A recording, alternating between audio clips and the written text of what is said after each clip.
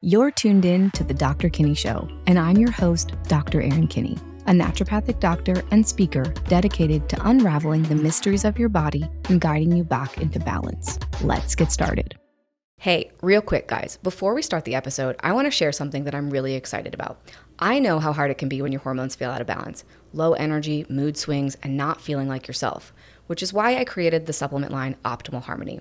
With natural science-backed ingredients, it's designed to support your hormones, stabilize your mood, and help you reclaim your energy and confidence, because when your hormones are balanced, everything feels easier. You deserve to feel amazing every day, so let Optimal Harmony line of supplements help you get there.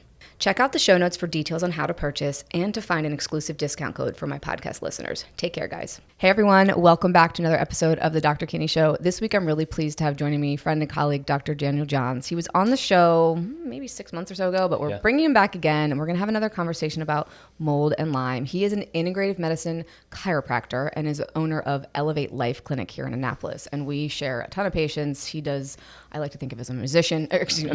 He's fantastic. Maybe a musician, too. I don't know. There's not a musical thing in my body. Just a magician. But thank you so much for being back on the show. It's great to have you. Yeah, I'm excited to be here. So can you give maybe the listeners who didn't listen to the last episode just a quick overview of your story, because it's such a powerful one? Yeah. So I started out in June of 2022. I developed a muscular autoimmune disease and went from completely healthy, treating patients, the Energizer Bunny, to not being able to walk downstairs. I couldn't unscrew a bottle cap, and ended up in the hospital, IVIG, all that stuff, and had to take 9 months off of patient care, and it was so bad that anything beyond like a 50 to 100 yard walk, I had to be in a wheelchair. I was told by a neuromuscular specialist that I was going to be in a wheelchair for, in 5 years and probably dead in 10. And yeah, then kind of started down the world of mold and integrative medicine and frequency medicine and all of that, and IV laser changed my life, and that kind of got me into this world of like, oh, frequencies can really change the body, and then have been on a healing unique journey experience since then, and gotten to experience that with patients, and you're totally fine. I'm totally fine. Like, it's so crazy, full muscle control back. That they told you that you were never going to walk again, and never, right? Yeah. And I mean, this was like, the top neuromuscular specialists at University of Penn. I had people in Miami tell me this. And that was when I got it back, that was the moment of like, oh, this is what I'm supposed to be doing with my life. And so now we get to do it with patients. Yeah, and now you get to help so many people who really struggle. And I think, I love having you on the show because it's great for people to hear, hey, if you're really struggling and someone has told you that XYZ may never happen again, there might be another answer. And probably there is another answer, right? Yeah, and not to give up. And I think that was what I learned was, as I was going through this process, I got to see my wife is like a bulldog and got me in with all these, top specialists and super brilliant people.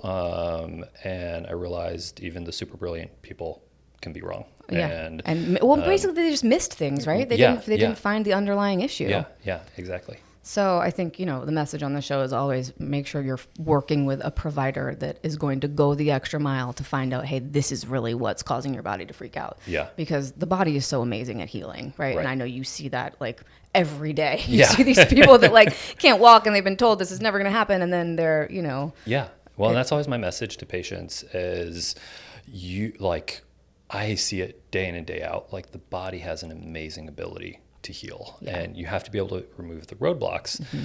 But when you do, the body can literally heal from so quickly too. Yeah. And unfortunately in Western medicine, that's just lost a lot of times.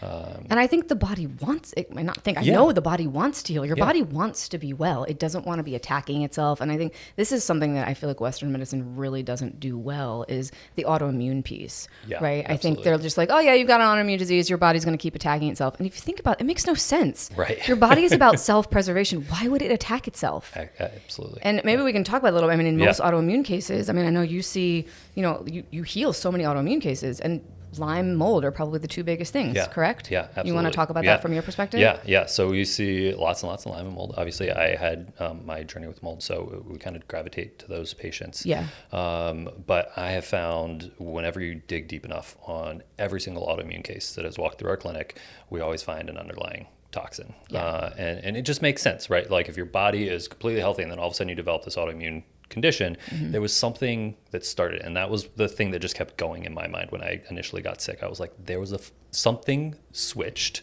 And if I can figure out how to flip the switch again, like I can heal. And that's what we try to do with patients. And a lot of times it's a physical toxin. There's also a lot of emotional toxins and subconscious toxins. We'll talk about that. But mold and Lyme just devastate the immune response, and they devastate the central nervous system in such a way that it really kind of just pushes you over the top. And you think about it, your body is literally, it's trying to protect you, right? It's like this mycotoxin, this bacteria shouldn't be living here, and it's trying to kill it. Your immune system is essentially going on overdrive, right? And then it doesn't know what to do. It's just like, okay, we're going to kill everything. I got to kill something, and it just kills everything, and it makes antibodies against itself. And then those antibodies obviously cause way more symptoms and way more problems. But, you know, if you can go and remove the thing that's pissing the immune system off, then usually the immune system chills out, and then your nervous system can chill out, and then the body heals. Right. And then all of a sudden, like, you know, this positive ANA that is irreversible, quote, goes away. And, you know, the rheumatologist is sat there going like, oh, well, I guess we missed it the first time around. No, the body healed itself. It's really interesting. I feel like we see so many patients that don't have an autoimmune diagnosis, but they'll have a positive ANA, or they'll have maybe 1 or 2 scleroderma antibodies, and they don't have necessarily too many of those symptoms. Maybe they have fatigue and other things, or maybe they have hormonal symptoms. Those are usually people that are coming to my clinic. But then when we dig deeper, like, you know, the ANA is positive because they have Lyme or they've been exposed to mold or something, right? So let's talk a little bit about, so you'd say you're working with a patient. Like, what does that look like? What is your, you know, tell me about your process. So we do a lot of diagnostic work in the beginning, looking at the electrical field. So our whole process is trying to treat the body and restore the electromagnetic field, the electrical activity of the body. So, you know, you go to the hospital, they're going to do an EEG, an EKG, an EMG, EEG, all these electrical tests to look at what is happening with the electricity of the body. And then, you know, traditionally we just divert completely away from that. Like, hey, we found all these things that are wrong with your electricity. We're going to treat you with something that doesn't impact your electricity at all. So we go like, okay, right. We're going to give you an immunosuppressant. So we go, okay, if we can have all these studies that prove that the electrical activity going wrong in the body has a direct correlation to health, then why not try to fix the electrical activity? So we do EEGs in the clinic. We look at heart rate coherence, heart rate variability. We look at, you know, toxins in the blood, that type of thing. And then we go, okay, let's look at what's happening in the brain. Let's look at what's happening with your heart rate coherence.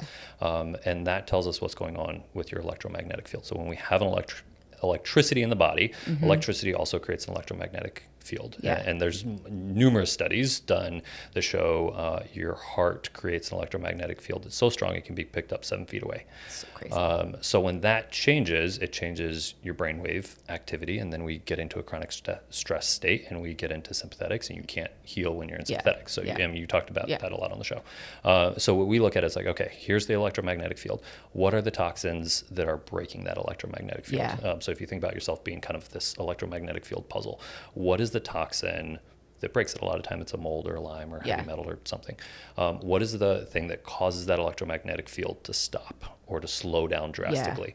And then we figure out how to restart it, and we use, you know, homeopathics, we use lasers, we use essential oils, all really these things. Cool tools. He has all these fun toys in his office. To restore the electromagnetic field and allow the subconscious brain to go, that's what it looks like to maintain my electrical activity in the face of aflatoxins and Lyme or whatever. And then we go into, like, we have them lay down and they meditate for a half hour-ish. And the goal of the meditation is to turn off the frontal lobe, that constant narrative that's running when you close your eyes, to turn that off so that the subconscious has an opportunity to go, okay, I just saw this. Now I need to figure out how to do this on my own. I know I can do it. I just have to figure out how to do this. And we keep going. Usually it happens on the first go around now, but we keep going until we can introduce that electromagnetic field. It's a homeopathic vial of, you know, Lyme or mycotoxins or whatever. We introduce that back into the field, and the electromagnetic field stays stable. Stays strong. And then we can go, okay, The body figured out what to do Yeah. with aflatoxins, and then we move on to the next thing, and Yeah. the next thing, and the next thing. So it's really it's retraining your nervous system Absolutely. and your immune system Yeah. is what you're doing. Yeah. Yeah. And which I think is so important, because anyone who's struggled with any sort of chronic symptom, doesn't have to be a chronic illness, but let's say it's a symptom, and it almost becomes a part of your story. And Yep. your subconscious is like, oh, that's just what I have. I have heartburn after I eat meals. And even if you make some changes, I sometimes see patients where they'll feel better for a little while, but then they go back to that symptom because Right. it's like a pattern that they're used to. And we know the brain, it likes patterns. It likes Yep. to stay in the same pattern. It doesn't really love change. Yeah. Right? So effectively, And change is really uncomfortable. Change, yeah. And that's a conversation I have with patients all the time of like, we have to make you a new person. And it's Yeah. going to be really uncomfortable Yeah. to get there. And the body gets addicted to cortisol. Yeah. And you release adrenaline cortisol or when you're whatever sick. yeah. Yeah. So we have to break that addiction to you being sick. You might It's usually a consciously subconscious go. addiction, right? Absolutely. Yeah. Consciously, you're like, I want to be healthy. I do all my affirmation Yeah. journals, all these things. But the realization of how much of the brain is subconscious Yeah. has been huge for me. Yeah. We're doing a documentary, and Yeah. one of the things I found was a psychologist who has found that our brain processes 11 million bits of information every second. Of that 11 million, we are aware of 40. Wow. So that is a massive amount of the crazy. brain Yeah. that's running completely unaware to what we're doing. Yeah. And that makes sense, right? Yeah, We have makes something a lot of that's sense. telling us when to breathe, when Yeah. to, vasodilate, vasoconstrict, All all the that things stuff. that the body's right. doing that we don't think about. So yeah. that's what we focus on treating, is that brainstem, that part of the brain that we aren't aware of, that's Yeah. constantly running the show. And if we can fix that, then we have this huge trickle-down effect of like all of a sudden the vagus nerve is fixed, and all of a Yeah. sudden our gut microbiome starts to change, and our Yeah. immune system Yeah. changes. Everything And changes. Everything changes, yeah. Yeah. And you can start to identify like, oh, I've been living with these mycotoxins and Yeah. this mold. I'm programmed to be able to get rid of this. I just have to figure out how to restore that programming. Yeah. And then all of a sudden you have people that, we had someone, she's on the documentary, and she got mold toxicity like 40 years ago and wow. has seen So many all people. sorts of providers. She actually came here from California to Wow. start care. And she was able to go into a moldy house for Christmas and have Christmas dinner with her family in a moldy house that And she she had. was fine. Yeah, that previously standing on the stoop of the Would have set her off. off. Yeah. And she was able to be in the house, Yeah. eat Christmas dinner, and like fully enjoy her Well, that's family. what I've found to be so powerful about the patients that we've shared that, have, again, struggled with mold. And if you guys have listened to some of the other episodes on mold toxicity, you know that, once you get out of the moldy environment and you clear things out, like you should feel better. But Yeah. a lot of people who've had mold toxicity, they then walk into a building that's And been they get moldy immediately and they triggered. get immediately triggered and they get all their symptoms back and they're out for like 2 weeks. And so Yeah. it can be really stressful. You're like, oh, I don't want to go there. I don't want to go here. Like, Yeah. or, I might not want to go take this yoga class because the yoga studio, whatever, and, Yeah. and that has a major impact on your life. But the patients that you work with, you're able to clear their system from reacting to that, which Yeah. is amazing. I mean, Yeah. that's really the life-changing piece, Yeah. right? Yeah. Like that you're able to become more resilient to, you know, Right. getting exposed to Right. things. And that could be, people don't really, well, some people do get Lyme twice, but, I feel like sometimes people get Lyme flares, right? It's usually Yeah. when they they get another virus or something else and they get all the symptoms back, but that's just that subconscious thing coming up again, right? Yeah. It's like the body's like, well, I'm used to this pattern. Right. Let me bring that so back now up. I'm going to go back to this because that's Yeah. what happened last time I was sick. Yes. So it might be a different pathogen, but Yeah. like that's now what I know I go back to. So Yeah. go right back. So it's to that. really, it's like you're using like the body's natural ability to enhance neuroplasticity to Yeah. like retrain the pathways, Yeah. Yeah. which is so cool. Yeah. Yeah. And it's so freeing. And, selfishly, that's why I've spent so much time on this because I was one of those people. Like I Yeah. couldn't go to friends' houses. I couldn't do all these things. And I was like, this is garbage. Like, I don't Yeah, I want to be able to live my I wanna life, be able to right? do I want to be able to go on things. vacation and I wanna go stay on in a beach house vacation. that might have mold in it. Yeah. I love old buildings. I want to be able to go back to Europe and go into a castle and not get sick Yeah. immediately. Yeah. And that's been really the driving force of like, I used to be able to do this. I should be able to do it again. And now we get to do that with Yeah. patients, which is Yeah. really cool. So talk to me about like, if someone's listening, like when would someone want to come see you? Like talk about like what kind of things they would look for, what kind of symptoms, and they're like, oh, I should maybe make an appointment with Dr. Johns. I have people that kind of range from like the super sick to the people that are friends of the super sick and like, hey, I don't sleep well. And if this worked on them, like, I just want to come see you because I want to sleep better. But really it's when you've done the other things and nothing's working and you're like, something is wrong more than like, it's deeper than I didn't eat well or I'm missing this nutrient. Because that's when we really need to go like, okay, it's more than just a nutrient deficiency, because nutrient deficiencies still happen, right? Like, if you're coming to me and eating McDonald's, like I'm going to send you to someone else. Because you're, So, like, so it's really all of your basics are in place, right? Yes, you are maintaining good sleep, hygiene, like you're doing all the things, you're eating well, you're drinking water, you're exercising, you're taking care of your emotional health, perhaps you're in therapy, like you're doing quote unquote all the things, and you're not seeing results. Yep.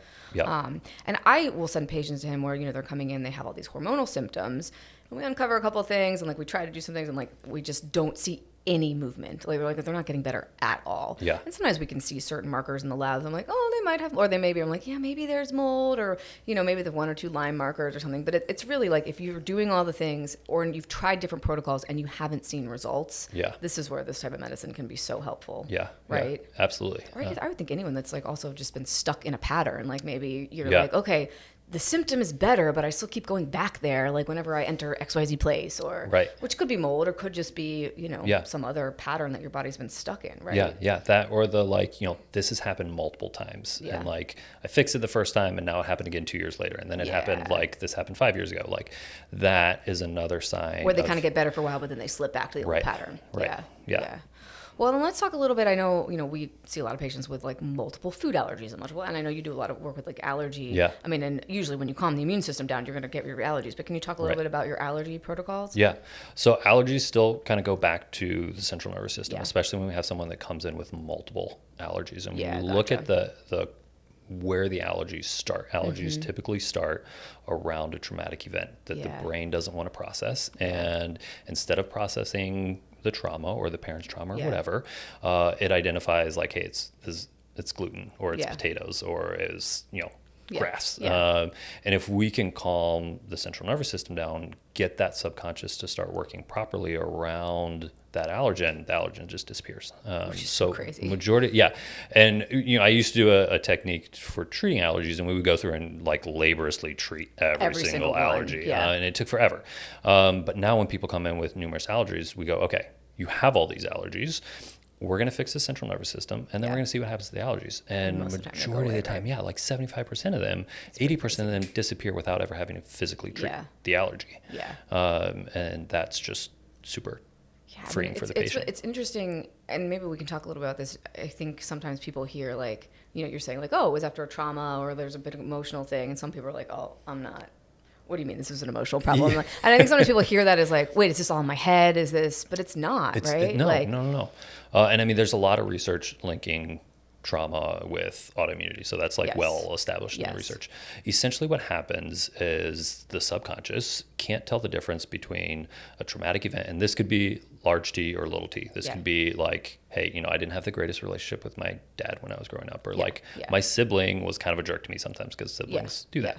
It happens, and your brain then kind of latches onto that, and then the subconscious doesn't have an ability to differentiate between past trauma and currently going through it. So when you think about when you were 12 and your sister said you were fat or whatever, all the things that you felt as a 11-year-old at that time, all those same chemicals and all those same hormones get dumped again. They've done side-by-side fMRI studies looking at this.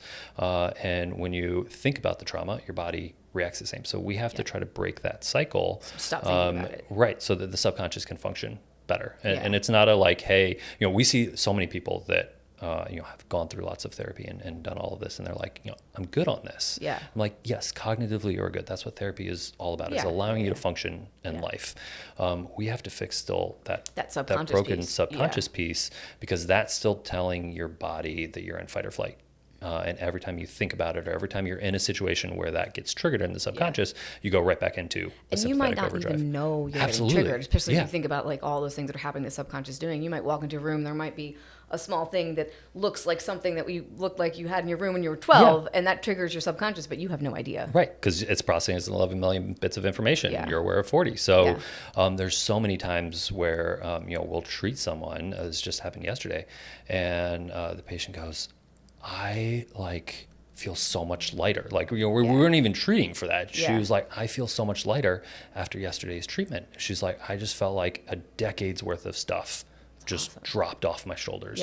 And this was stuff that, like, had we talked about it like the day before, she was completely unaware that it was even there. And you don't realize a lot of these things are there until it's gone. And then you're like, oh, that backpack that I've been carrying around isn't there anymore. It's gone. Oh, that's great. Yeah.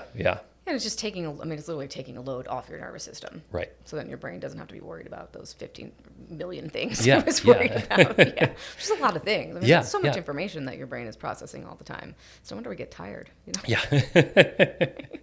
And it doesn't have to be a traumatic event. It can be stress. It can be it could just be every day. It can be. That's what I think I try to explain to my patients about. They're like, well, my life's not stressful. I don't have any major big T stress things going on or big trauma things going on. I'm like, well, it could just be you're just constantly on the go. You're just you don't ever let yourself relax. I mean, and that's a pattern I think a lot of people are stuck in, right? Absolutely. That they they don't ever take a minute to rest during the day. They get up in the morning and they go really hard until they crash at night. And then they're like, they wonder why they're tired because your body's not ever getting any time to recharge or to rest.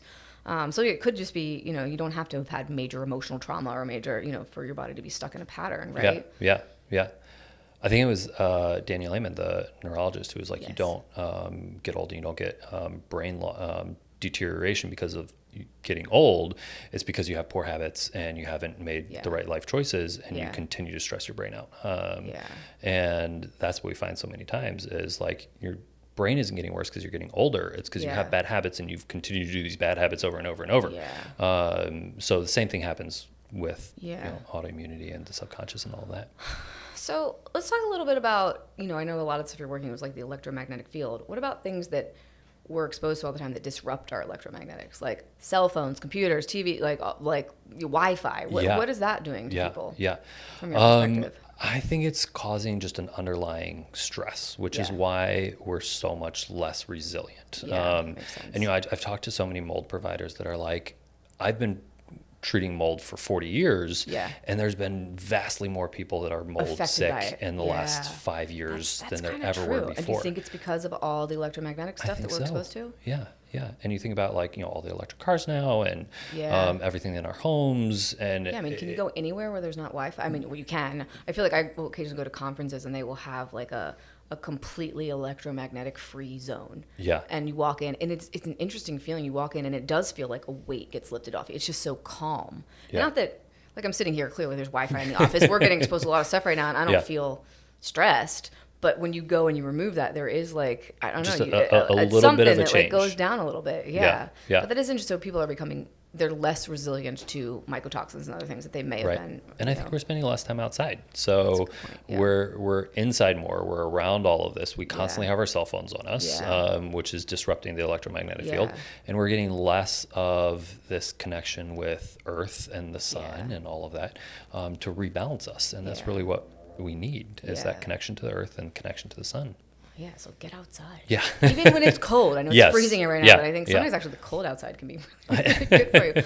I feel like we had a conversation, I don't know when this was, at some point we were talking about like boundaries and people that are more susceptible to Lyme or mold or infections, and I think you were talking about like emotional boundaries and like when your emotional boundaries are not set, it's easier for some of these microbes to get in there. Can you talk a little bit about that? So this was, I forget the name of the psychiatrist that has this opinion, but he's of the opinion that, and he's seen this, he's kind of transitioned his entire practice treating mold and Lyme cases, and he was talking about when you start to lose your boundaries in relationships and lose your boundaries with your parents or your kids or coworkers or whatever, that's telling again the subconscious that boundaries are optional. And when we start to tell the brain that boundaries are optional enough, it also starts to correlate then to physical things like okay, well, if boundaries are optional in my relationships, then boundaries are probably also optional with these toxins. Maybe my mucous membranes can be a little leaky and I right, let things right. in. And it's not a big deal in this part of my life. And the subconscious doesn't have the ability to go like, okay, well, these two parts are separate. Yeah. So then you get bit by a tick, and instead of going like, oh, that's a bacteria that I want to fight off, it just the body lets it goes in. like, I mean, whatever. we do this all the time. Just come on in. Yeah. And those are the patients that we find. And that kind of, again, links back to the subconscious side. But we find that a lot of these loss of boundaries. And as patients can start to restore boundaries, all of a sudden they fight things get off way better at detoxing and they can get rid of these things. And it all comes down to their body going, oh, you're foreign. You're not supposed to be here. Yeah. Like, get out. Get out. Get the F out of here. Yeah. Yeah. It's funny. I mean, I'll see patients and like they're like, oh yeah, I got a tick, I got a crazy rash, I took antibiotics, and they don't have any problems. And I feel like those are the people where I'm like, oh, your boundaries must be very strong. Yeah. That didn't get in there. Your body got rid of it real quick. Yeah. They responded well to treatment. I think because a lot of people who have chronic Lyme, maybe they did treat it at one point, but the treatment didn't really work. Right. They're the conventional treatment, and that's usually those people where it got in there so deep because the body was like, whatever. Yeah, you look friendly, set up maybe. Shop. Yeah. Set up shop. We're happy to have you here. And that maybe because I sometimes, and I'm sure you have this too, whole families that live in a moldy home, and like maybe only 2 of them get really sick and the other 2 are totally fine, and then it's like, okay, how does that happen? I mean, obviously genetics are going to play here, but so that's really interesting because there's been a recent shift, like there's the Shoemaker genes that have been identified, like 24% of the population, all of that. That has come under some scrutiny recently of like, these are genes for fungal susceptibility, and we're talking about mycotoxins, which are not fungal. So you might have that gene and might say like, oh, I'm susceptible because I have that gene. That gene doesn't correlate necessarily with mycotoxins. We don't have any research showing that. So I've started to actually shift away from like, this is a genetically predisposed thing to like something else happened, that these 2 people got sick and the rest of you didn't. Maybe they had more trauma, maybe they're around Wi-Fi, who knows, whatever their boundaries are not, or they were born into that environment. Like when we find like, we just had someone that we discharged this week who the rest of the family is completely fine except for the youngest son, who was born in the house. Everybody moved into the house as like a human being. I gotcha. This one was born into the house and has been sick since then, right? And then they realized like, oh, hey, we have huge amounts of mold in the basement, and that's what we had to work with. But the rest of the family was completely okay because the rest of the family was 3 years and older when they moved into the house, so they had an immune response when they went in there. He was born into it with no. Oh, that's so interesting. Yeah. So many things to think about. Yeah. But the good news here is that, if you are struggling, you're listening, and this is something that, you've been through personally or you're worried about, that you can get better. Absolutely. Which I think is a really good message to hear. Yeah. Right? And I think it can be encouraging to go, oh, I have the ability to heal. I need to find someone who can help me do that. Yeah. But at the end of the day, I have the ability to heal. And my brain has an incredible ability to restore the body to homeostasis. And when we can really embrace that and start to change the paradigm to that, then it changes what practitioners you're working with. It changes how you approach your treatment.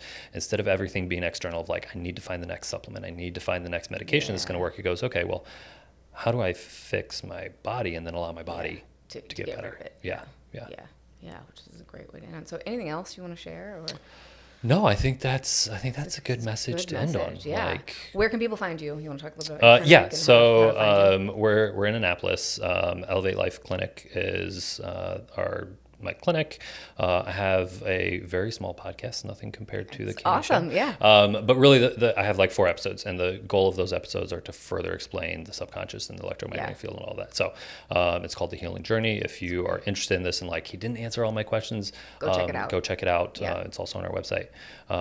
Like I said, we're going to be releasing a documentary soon. So kind of stay tuned for that. Yeah, but I'll definitely share about that when it comes out. Yeah. So you guys can, but yeah, other than that, the website's the easiest way to find me. Awesome. And you treat people from all over the country, correct? I do. They do need to come in person, though. They do need to come in person, But I have people that travel in and either stay with relatives. We have a relationship with a hotel where they can get discounted. A mold-free hotel that we have tested and continue to test, where people can come in and stay there. They get a discounted rate. That's or I great. have people that come in and their work allows them to come in for a week and then they're gone. Go back.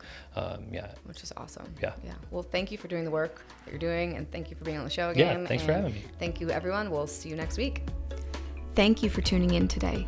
If you enjoyed this conversation, be sure to connect with me on social media to find more helpful tips and information. You can find me at Dr. Kinney on all of the platforms. And please be sure to subscribe and leave a rating and/or a review. This helps grow the show so more people have access to this knowledge that leads to empowered healing. Love and light, and see you next week.